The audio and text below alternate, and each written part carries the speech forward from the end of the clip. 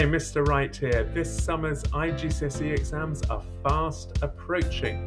Make sure you're ready to get your best grade by joining one of my live revision sessions. Scan the QR code on the screen or click the link in the description. Right, let's get on with today's question. Okay, a probability question here. Quite a difficult one. It was a question 21, look. Only worth 3 marks, but nonetheless comes late in the paper.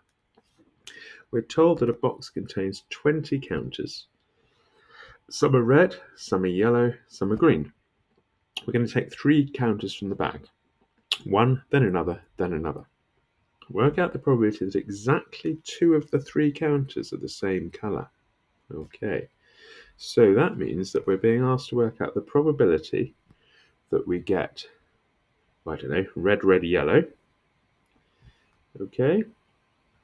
By the way, that could be in any order, couldn't it? You could also do red, yellow, red, or yellow, red, red. Okay, so you're being asked to work out the probability of getting 2 reds and a yellow.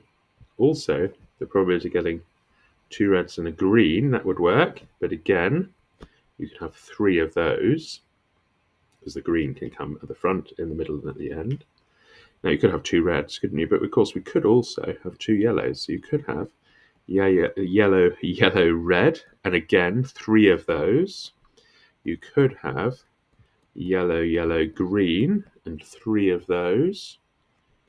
Or you could have, go over here, I'm coming off my page now, green, green, red. And again, you'd have 3 of those, the red at the front, the red in the middle, the red at the end. And finally, green, green, followed by yellow.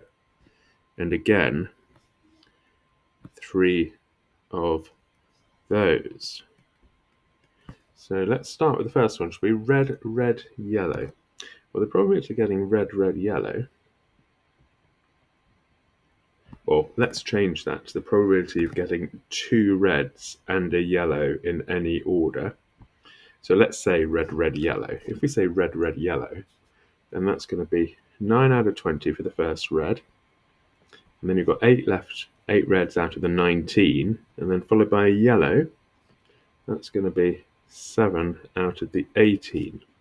Now, of course, that 2 reds and the yellow doesn't have to happen in that order. It could happen in the other 2 ways as well. So I'm going to multiply that by 3. Then I've got the probability of 2 reds and a green. So that's going to be, again, 9/20ths and 8/19ths. And then the green for the third one would be 4 out of 18. And again, I'll multiply that by 3. Now, 2 yellows and a green next. 2 yellows and a green in any order. Let's just assume an order to start with. 7 out of 20. 6 out of 19. And then followed by a green, 4 out of 18. Again, times by 3. Probability 2 yellows followed by a red.